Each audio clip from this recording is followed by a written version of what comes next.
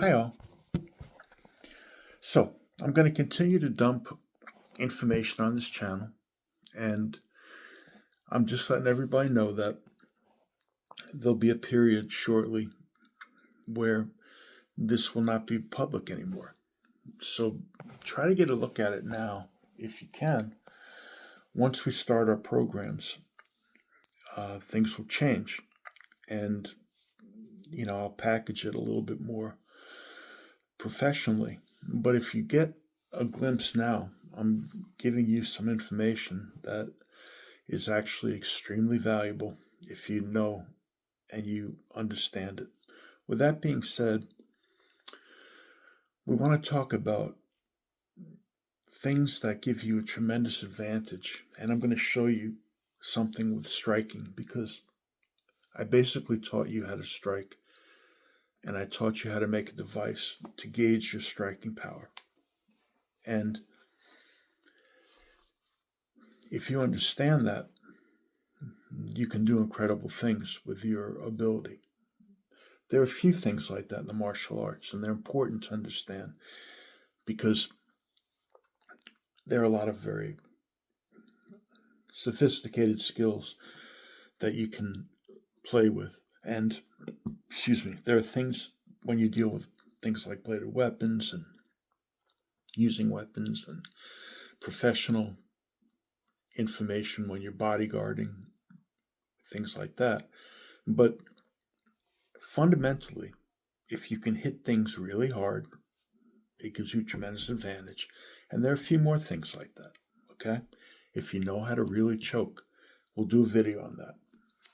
And again, there's some particulars, some little secrets that most people don't understand. That if you understand, you can use these chokes aggressively, defensively, offensively, and they give you tremendous advantage. Leg locks, Achilles locks on the ankle, knee locks, very good tool set to have because they cause such excruciating and sudden pain. It gives you tremendous advantage. You don't really have to worry about position first and setting somebody up like you would in a sports environment with position first.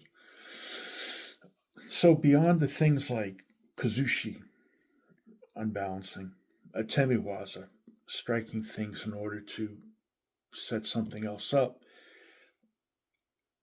beyond on a more general level, let's talk about force multipliers in striking, since you have some information on striking already.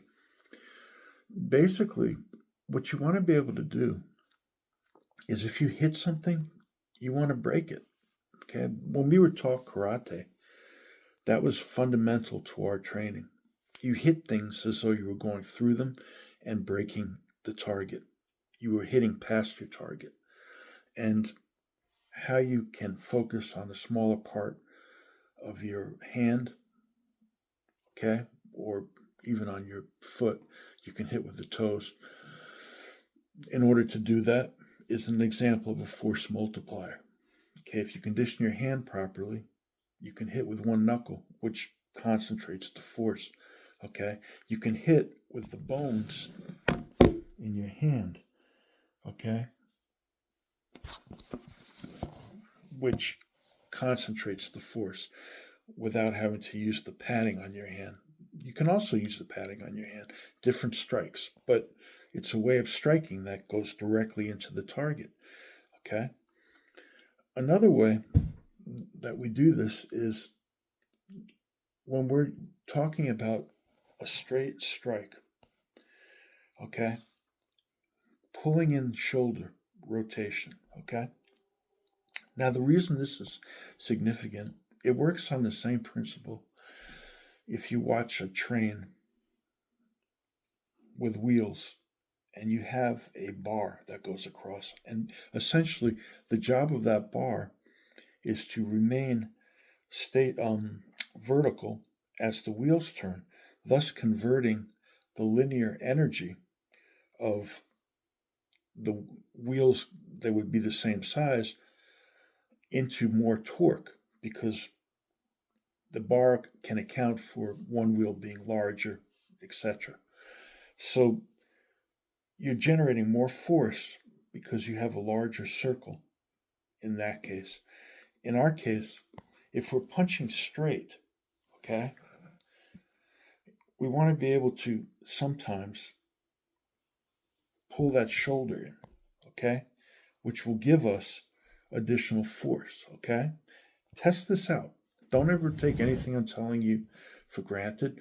You have a way to make a bag or hit your heavy bag or hit your friend in the arm, you know, and you'll see what I'm telling you is true. And I'm going to show you how that works, okay?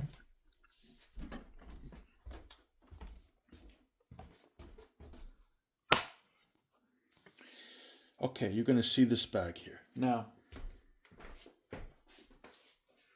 when I hit, okay, and I have to apologize, my hand is busted, so I'm just going to be touching, I'm not going to be punching with this, but I want you to see the proper side here. If I'm doing this, okay, I can incorporate rotational movement here. I can use my weight, okay? I can create a really good distance where I'm extending to the right amount, where I have a perfect catching the person right at the end. I can time my foot and my hand. All these things are force multipliers and how to hit something hard. What I can also do is I can take and I can jog that shoulder, okay? So instead of coming here, which is fine, I can also do this.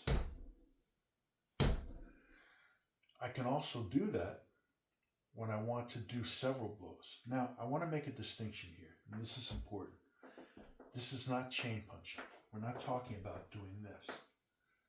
Okay? It's this. You're throwing your weight into your strike. Okay? So you're here.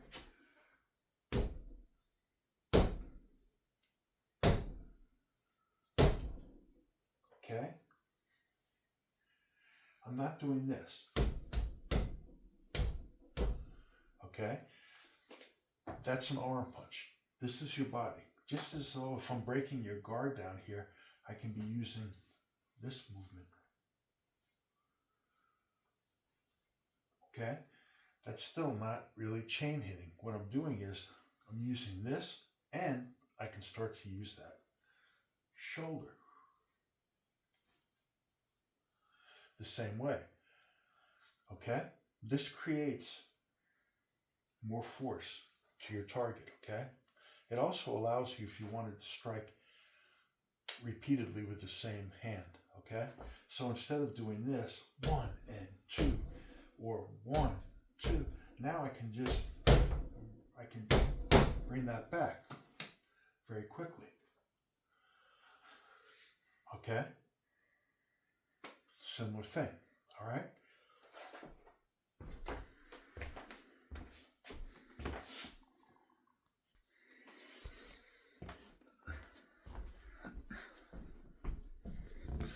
I have said this before and I'll say it again. The older boxers in the pre-classical boxing used this technique quite a bit. When you threw a lead punch, okay, your hand would be out like this. Okay, here. This was called a lead. You wouldn't pronate the arm like you do with a jab, okay? You do this. So a lot of times what you see them do is they would do this. And now that throws in the shoulder, which throws your body weight into the strike, okay? It becomes a force multiplier, okay? So again, you're here. This is the strike. Basically, it's like a piston. You just 1, 2, okay? You do this to be able to do this, okay? But what you're doing instead is you can do this, or even on this, you can do this. When you do it, relax the shoulder. You're not tensing the shoulder, okay? You're turning the shoulder, okay?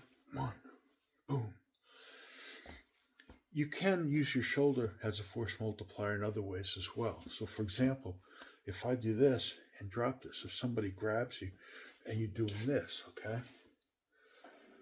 You're putting your weight down. It makes the person's arm weighted, okay? So now you have an angle to strike from. And that's just dropping the shoulder, okay? Boom, okay? Boom.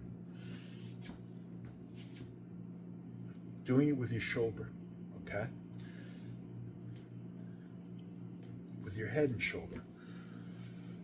Okay, if you're doing something like kotoryu, where you're trying to drop, okay? It's the same idea. You're doing it with your whole body, okay? So, something like that, you're here, okay? You're loading, like we talked, load and drop, loading, drop, okay? 1, 2, okay? 1, 2.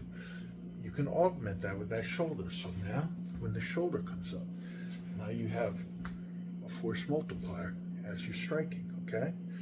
So it's the same idea here. Play with that.